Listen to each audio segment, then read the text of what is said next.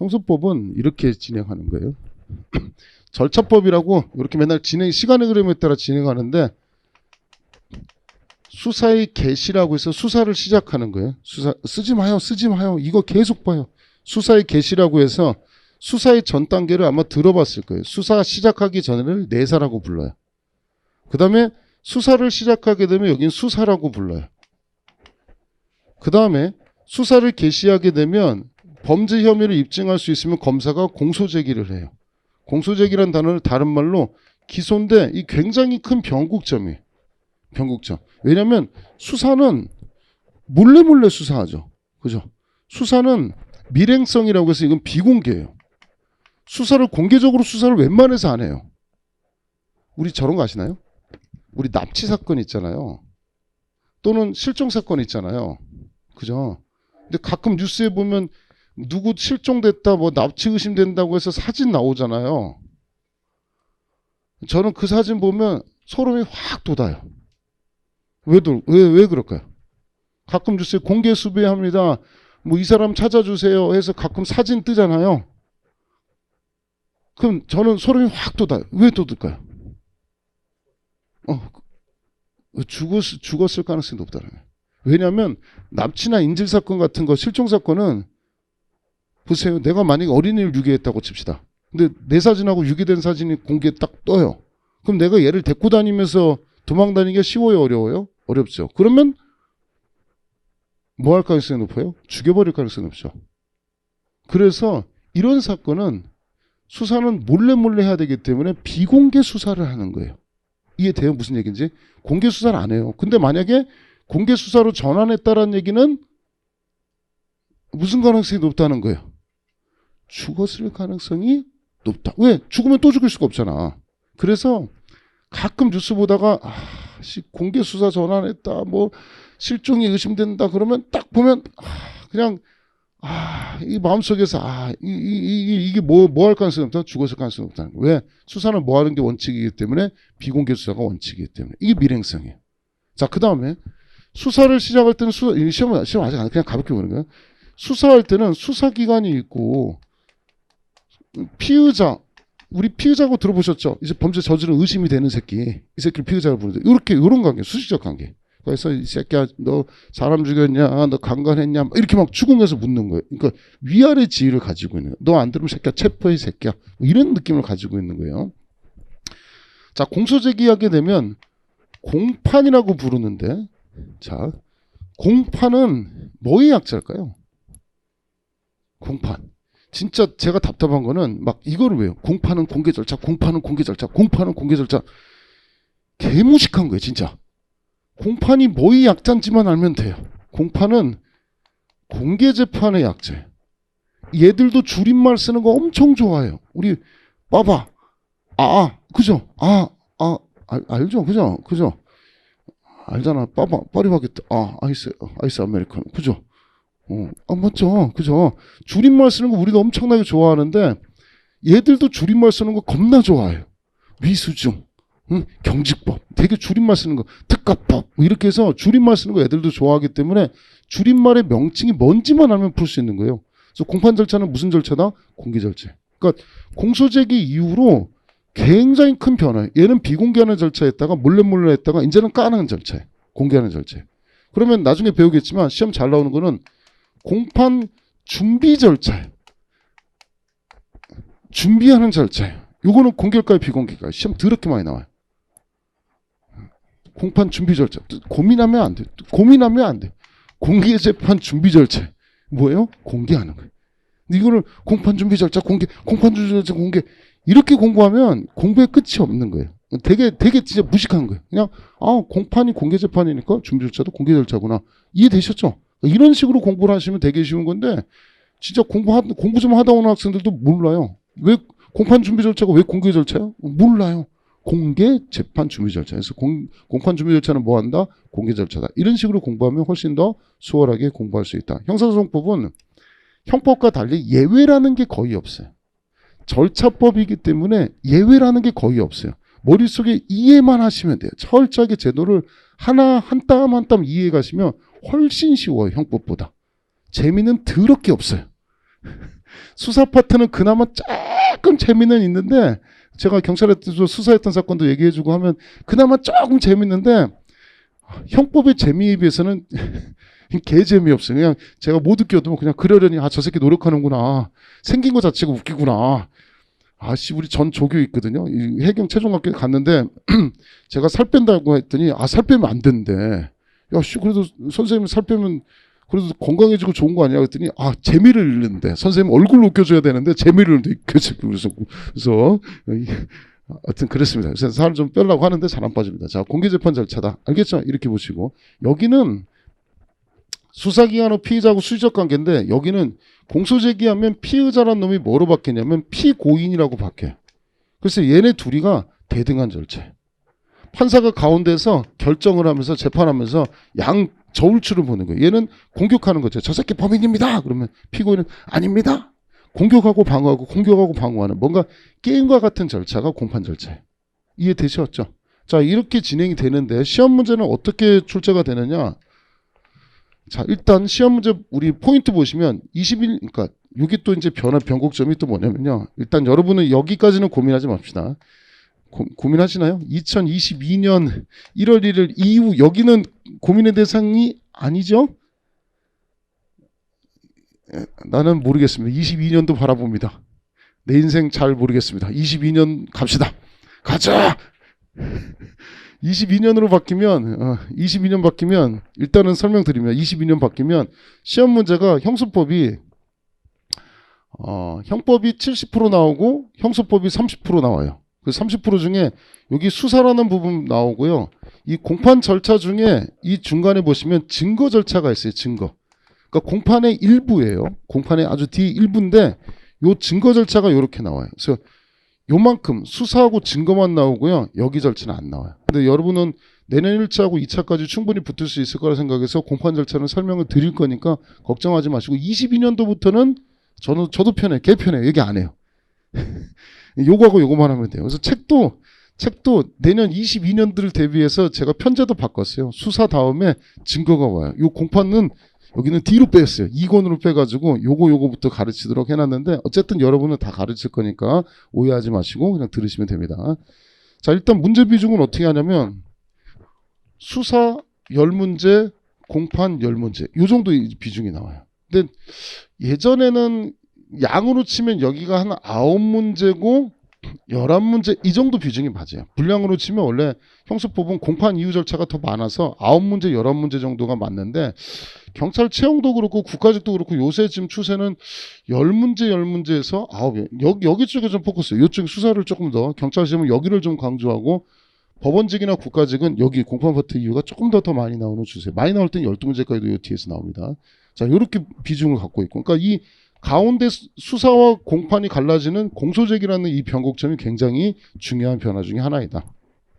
자, 그럼 여기서 이제 내사 단계라고 해서 수사의 전 단계 보면 우리 여기서는 주로 뭐 하나 나오냐면 고소 파트에서 한 문제 정도가 나와요. 고소에서 한 문제가 나와요.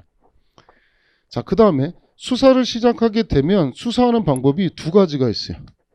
상대방의 동의를 받고 하는 수사, 임의 수사라는 것이 있고 이 새끼야 너가 싫어도 내 맘대로 체포하고 구속할 거야. 압수하고 수색할 거야. 뭐 이런 거. 상대의 동의 여부 없이 하는 것을 강제수사로 불러요. 그러니까 임의수사하고 강제수사 중에 뭐가 원칙일까? 어느 게 인권 침해가 더 높을까요?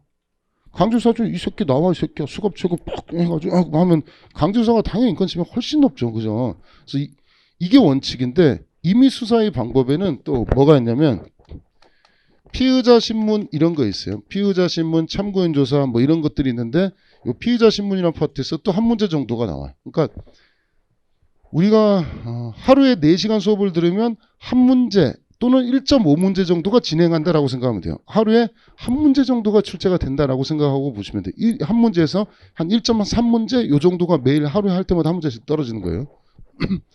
자, 그 다음에 이제 강제수사라고 부르면 사람에 대해서 하는 것을 대인적 강제수사 죄송합니다.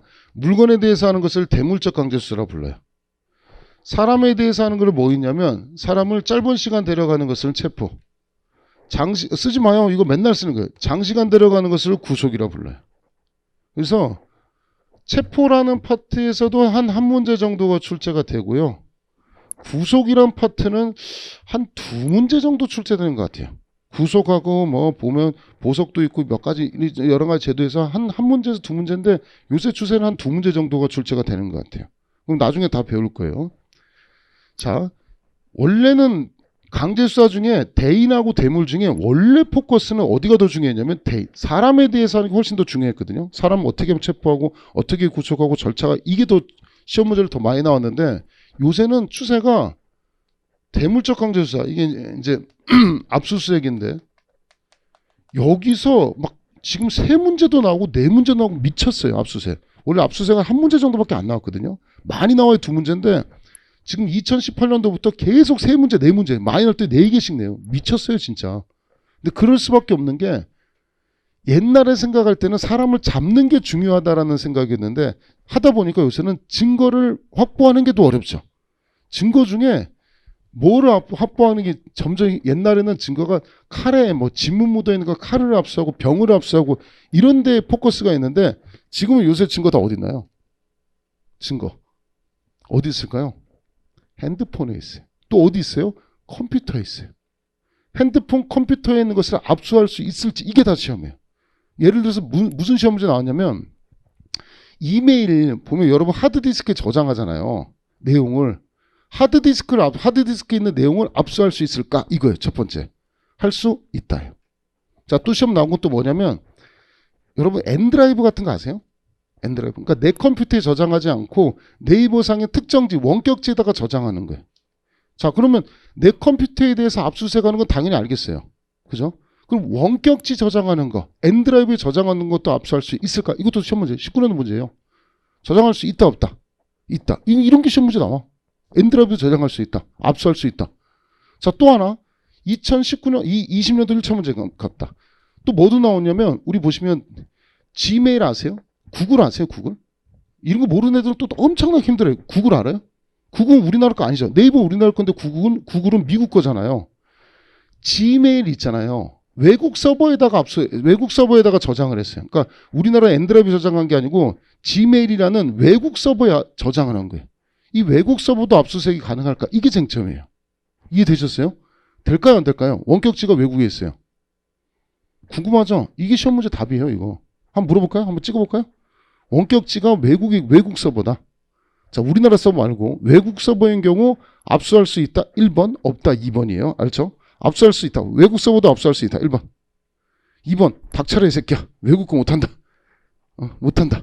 정답은 할 수 있다. 외국 서버에 있는 것도 자기 컴퓨터에 불러와가지고 압수할 수 있다는 거예요. 그러니까 우리나라 서버만 하는 게 아니고 외국 서버에 저장해 놓은 것도 출력해가지고 다운로드 받아가지고 화면을 현출해가지고 압수할 수 있다는 게 판례. 그러니까 이런 부분까지도 디테일하게 물어봐요. 그 정도 물어보는 게 아니에요. 지금은 쉬운 얘기 배운 거고 이제 압수 목록을 이제 교부하는데 교부하는 방법이 종이로만 교부할 수 있느냐 아니면 전자파일 형태로 교부할 수 있느냐 또는 이메일로 교부할 수 있느냐 이런 것도 시험에 나와요. 교부하는 방법까지도 디테일하게 다 나와요.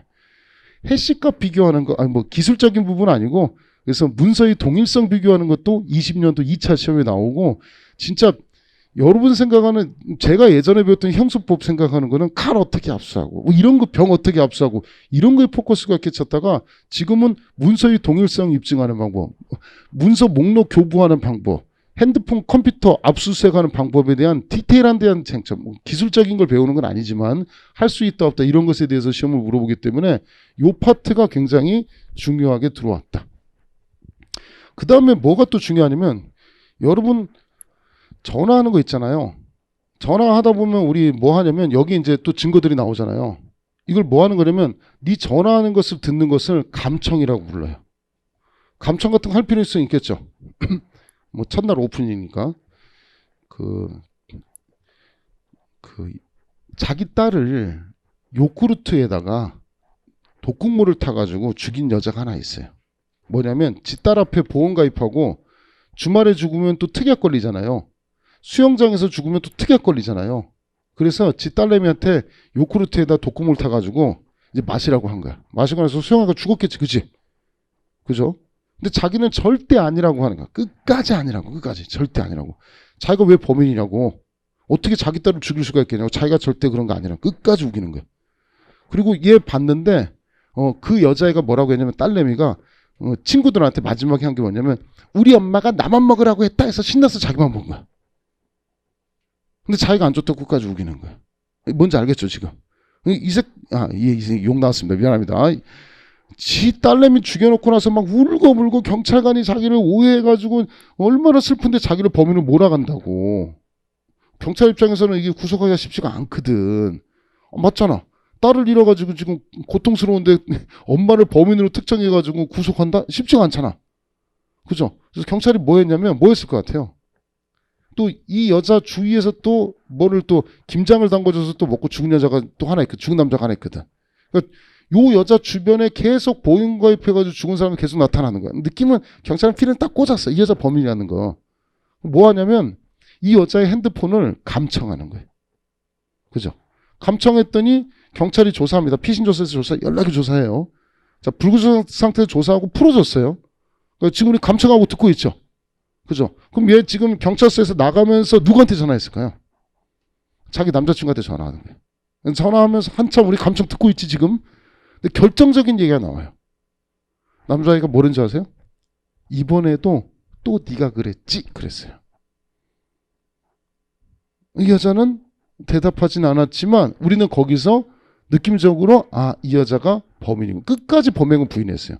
끝까지 범행 부인하고 무기징역 확정돼서 지금 교도소 살고 있는데 이런 경우들 정보 증거를 수집하기 위해서 감청을 한다는 거야. 그리고 이런 감청하는 것이 어디 나오냐면 통신비밀보호법이라고 해서 통비법이라고 여기서도 한 문제 정도가 문제가 출제가 돼요. 그래서 압수수색하고 통비법을 합쳐가지고 한 3문제 정도가 출제가 된다 생각하시면 돼요. 그러니까 굉장히 우리가 독특한 부분에 대해서 우리가 평상시 생각하지 못한 부분에 대해서 쟁점이 쓰지 마요. 쓸 필요 하나도 없어요. 이거 나랑 한 20번 써 내가 이거. 걱정하지 마. 맨날 봐. 아마 여기 기본 강의 한번 듣고 온 학생들은 저 새끼 저거 또 얘기하네. 이런 정도의 느낌으로 맨날 하는 내용 중에 하나예요. 그리고 20년도 1차에 뭐가 시험 나왔냐면 여러분 저거 아시나요? 뭐 갖고 싸우냐면 아직 수업한 거 아니에요. 걱정하지 마세요. 패킷감청이라고 우리 핸드폰하고 인터넷하고 비슷한 거 아시나요? 우리 보시면 여러분 주의 깊게 보시면 SK, KT, LGT 보시면 핸드폰 가입하고 그다음 집 전화하고 인터넷 한 곳에서 하면은 약정에서 할인해 주는 거 아시나요? 들어봤어요? 이해되죠 지금? 왜 할인해서 해줄까요? 얘들이 같이 취급하죠. SK도 핸드폰도 취급하고 집전화도 취급하고 인터넷 취급하고 KT도 핸드폰, 집전화, 인터넷 다 취급하죠. 들어봤어요? 그렇죠? 우리는 잘은 모르지만 이 핸드폰하고 구조가 똑같아. 핸드폰으로 전화하잖아요. 전화하면 이진법으로 바꿔서 이 보이지 않는 망을 통해서 보내서 상대 주파수 통해서 가는 거잖아요. 주파수를 이용해가지고 보내는 거잖아요. 핸드폰, 인터넷도 마찬가지야. 컴퓨터에서 친 거를 파일로 만들어가지고 패킷으로 만들어서 인터넷 보이지 않는 망을 통해가지고 주파수 통해서 보내는 거죠. 똑같죠, 구조가. 자, 그러면 네 패킷 감청은 네가 쓰고 있는 컴퓨터, 인터넷 하는 것을 감청할 수 있냐, 인터넷 회선을 감청할 수 있냐라는 거예요. 이게 시험에서 꽂혀서 나와요. 이게 인터넷 회선을 감청할 수 있냐는 거야. 자, 우리 법 판례에서 대법원에서 뭐라고 하냐면 패킷 감청을 허용한다. 야, 핸드폰 감청하는 거하고 뭐가 차이가 나냐. 경찰도 수사할 때 굉장히 필요하니까 패킷 감청을 허용하겠습니다. 이게 대법원 판례예요. 그랬더니 인권단체에서 난리가 났겠죠. 그죠? 야, 네 컴퓨터 쓰는 거 엄마가 옆에서 같이 보고 있으면 어떨 것 같아요? 어때요? 이상하지, 그치? 네 파일 다 확인하고 있으면 어떨 것 같아? 좋지, 어떨 것 같아? 엄마랑 공유해서 볼 수 있어요? 어때? 아빠랑 공유해서 볼 수 있어요? 굉장히 프라이버시를 침해당하죠. 그죠? 그리고 더 나아가서 헌법재판소에서 뭐라고 했냐면 우리나라 패킷 감청을 해도 문제가 뭐냐면 우리는 인터넷 회선을 공유하는 거 아시나요? 그래서 회사 같은 공유기 아세요? 회선 공유 알죠? 그러면 하나의 라인에 여기에 사장, 부장, 과장 모든 사람의 정보가 다 들어간다는 거야. 그죠? 패킷 감청 하나 했는데 거기 줄 쭉쭉쭉 달려가지고 여러 명의 정보가 다 감청을 할 수 있다는 거야. 그래서 인권 침해 요소가 높다라고 해서 헌법재판소에서 위헌의 일종인 헌법 불합치를 해버렸어요. 하지 말라는 거야. 미치었죠. 대법원에서 하라고 했는데 헌법재판소 같은 하지 마 이래. 이러고 싸우는 거야 지금. 엄청나게 민감하죠.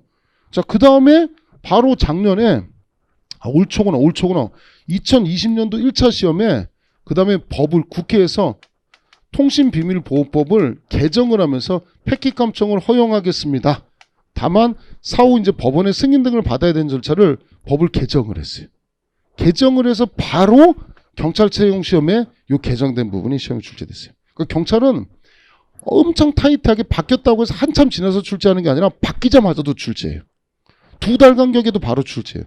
그래서 2020년도 1차 나중에 문제 알려드리겠지만 바로 패킷 감청 시험 문제가 그대로 정답으로 딱 떠버렸어요. 제가 적중해가지고 막 신나가지고 떠들고 다녔는데 그러니까 그만큼 최신 첨단 과학 부분 바뀌는 부분에 대해서도 철저하게 공부를 하셔야 된다라고 설명한 것처럼 이런 부분에 대한 쟁점이 많이 출제가 됩니다. 자, 그럼 여기서만 봐도 이 수사 파트에서 봐도 한 문제, 두 문제, 세 문제, 다섯 문제, 여덟 문제. 그 다음에 이제 수사상 증거보전, 증인신문이 있고 불기소 처분에 대해서 재정신청 등의 제도 등이 있습니다. 그런 제도를 포함해서 9문제에서 10문제 정도가 출제되고 공판 파트에서 출제되는데 이제 이 증거 파트가 적게 내면 3개, 많이 내면은 6개. 그 다음에 판결이 확정되고 나서는 이제 뭐 하냐면 상소라는 확정되기 전에 상소라는 제도도 있고 재심이라는 제도도 있는데 여기서도 2개에서 3개. 그러면 합쳐서 5개, 많이 내면 9개 정도 되고 여기서 이제 문제가 한 4문제에서 5개 정도 이제 출제가 돼요. 그럼 이렇게 해서 전체 20문제로 구성이 됩니다. 이렇게 진행이 됩니다. 자, 이제 뻘소리 끝났고 이제 기본서부터 자, 앞에 있는 서론은 제일 마지막에 하고요. 서론 전에 30쪽에 수사의 기초부터 보도록 하겠습니다. 서론은 앞부분 뒤에 다 정리하고 제일 마지막 날 하니까 그리 보시면 됩니다. 30쪽부터 봅시다. 자, 저 앞에 있는 수사 배우는 거예요. 수사란 자, 범죄 혐의 유무를 명백히 하여 공소를 제기 유지할 것인지 여부를 결정하기 위하여 범인을 확보하고 밑줄도 치지 마세요. 제가 읽는다고 밑줄 치면 다 줄 쳐야 돼요. 밑줄 치지 마세요. 밑줄 치라는 것만 치세요. 왜냐면 내가 밑줄 치라는 거 다 책칠 해놨어요. 거기다가 책에다가. 자, 범인을 발견 확보하고 증거를 수집 보존하는 수사기관의 활동이다. 수사기관 정도만 밑줄 치시면 돼요. 법원이 하는 게 아니고 수사는 누가 하는 거다? 수사기관이 하는 거다. 그거만 밑줄 치면 돼요. 자, 그 다음에 수사는 주로 어디서 하는 거냐면 공소제기라는 것을 전에 하는데 나중에 배우겠지만 공소제기 후에도 할 수가 있다. 자, 그러면 뭐라고 쓰면 틀린 지문이냐면 그 주의라고 써놨죠. 수사는 공소제기 전에만 가능하다. OX, X. 공소제기 전에도 가능하고 공소제기 후에도 가능하다. 자, 구별 개념 넘어가시고 공익원의 수사의 수사기관인데 여기가 지금 다 바뀌었어요. 여기 한번 살짝 보시면 뭐라고 되어 있냐면 오른쪽에 31쪽에 보시면 형사소송법 195조 검사가 수사하고요. 그 다음에 사법경찰관리가 그 첫 주 1항에 보시면 수사관, 경무관, 총경, 경장, 경관, 경위는 사법경찰관은 모든 수사에 관해 검사의 밑줄 치지 마세요. 검사의 지휘를 받는다. 아까 설명드렸죠. 검사와 경찰의 관계가 이렇게 지휘감독 관계였는데 이제 바뀐 거는 뭐냐면 검사와 어디 있어요? 검사와 경찰의 관계가 거기에 지휘가 뭐로 바뀌었냐면 협력 관계로 바뀌었어요. 그래서 그 바뀐 거는 제가 따로 모아가지고 정리를 해가지고 완벽하게 만들어서 여러분하고 따로 강의를 할 거니까 걱정하지 마시고 여기는 패스하고 넘어가시면 되겠습니다. 여기가 파트가 바뀌었어요. 32쪽도 바뀌고 33쪽에 보시면 검사의 사법경찰관리 수사 지휘 및 사법경찰관리 수사 준칙 그러니까 지휘감독에 대한 대통령령인데 요게 다 바뀌었어요. 바뀌어서 지금은 공부할 필요가 없고요. 바뀐 것대로 공부를 하셔야 됩니다. 넘기시고요.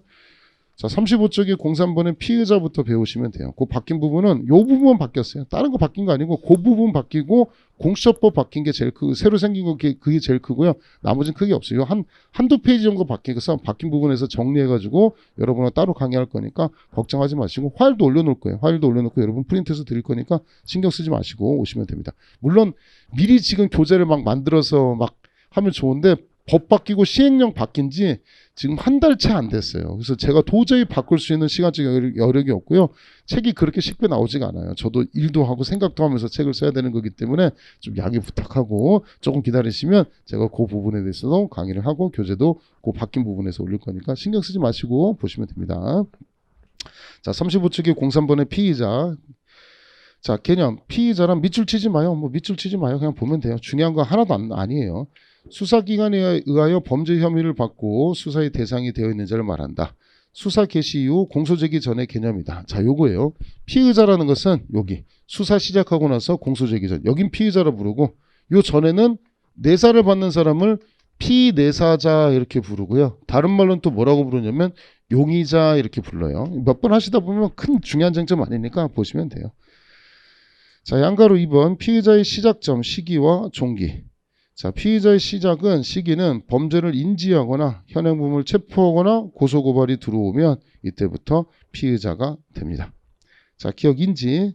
자, 수사기관이 범죄를 인지하고 저 새끼 지금 강도구나 절도구나 수사를 시작하면 범죄 인지 시에 피의자가 되는데 자, 실무상 이거를 입건이라고 부릅니다.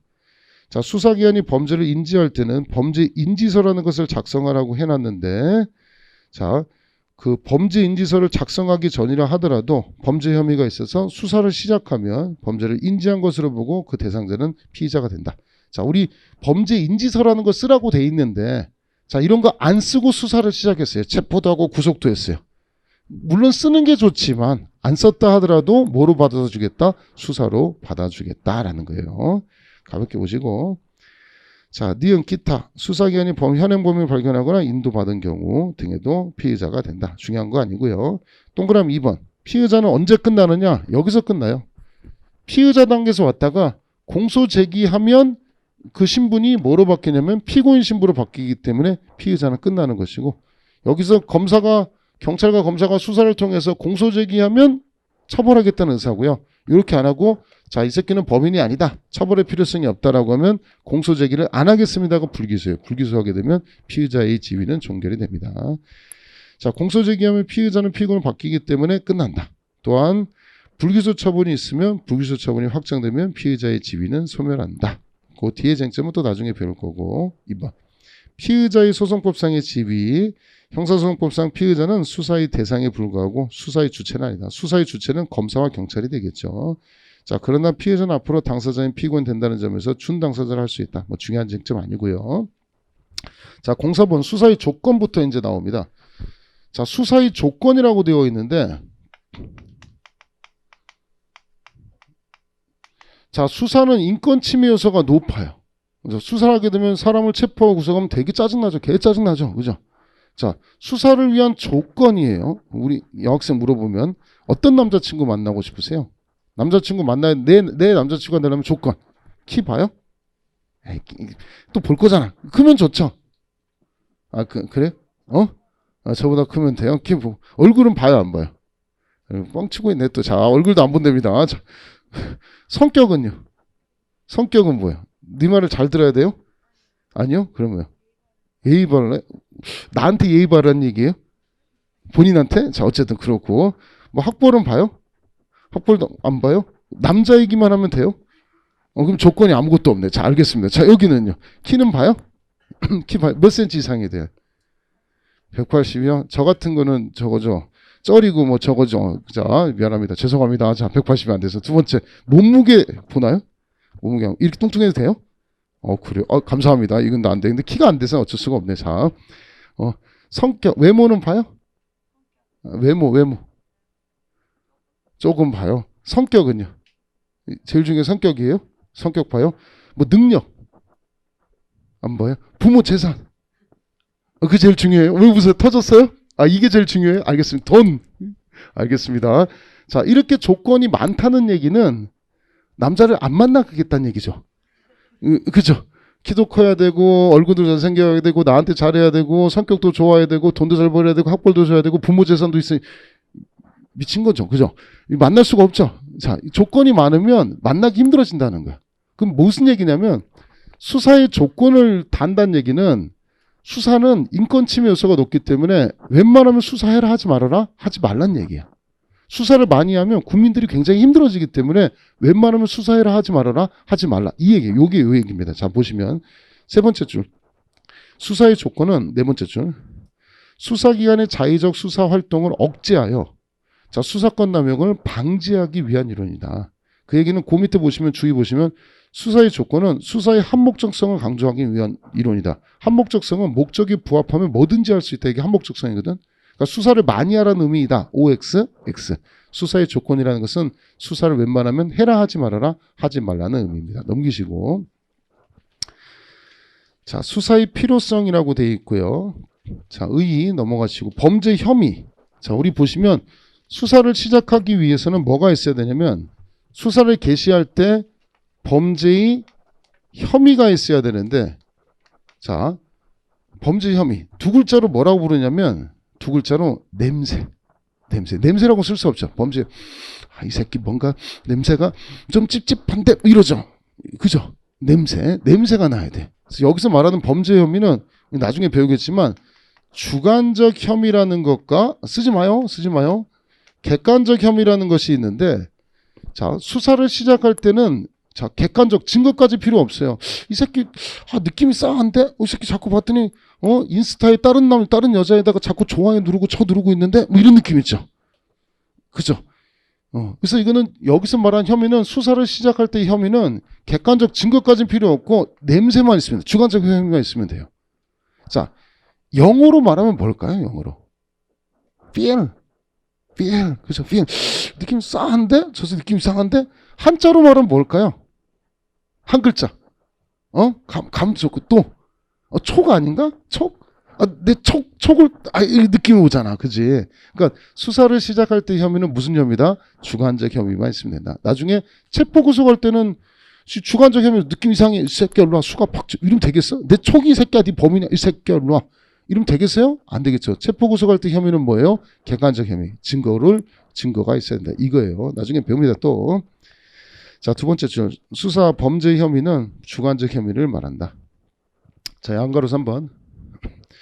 수사를 하기 위해서는 공소제기 가능성이 있어야 됩니다.